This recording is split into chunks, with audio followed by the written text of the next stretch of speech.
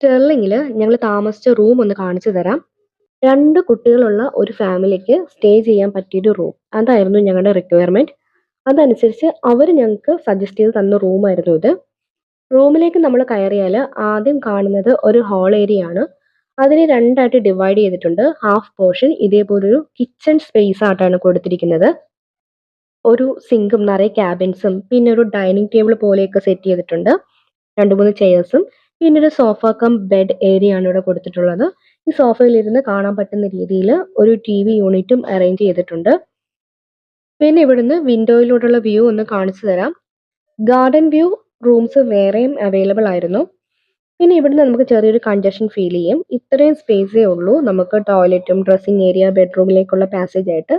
ഇവിടെ വലിയൊരു മിറർ കൊടുത്തിട്ടുണ്ട്. പിന്നെ ഒരു ടോയ്ലറ്റ് ആണ്. തൊട്ടടുത്തായിട്ടാണ് വലിയൊരു ബെഡ്റൂമും ബെഡും ഒക്കെ വരുന്നത്. ഇവിടെ ഒരു ടിവി യൂണിറ്റ് കൊടുത്തിട്ടുണ്ട്. തൊട്ട് താഴെയായിട്ടൊരു ഹീറ്റർ ഉണ്ട്.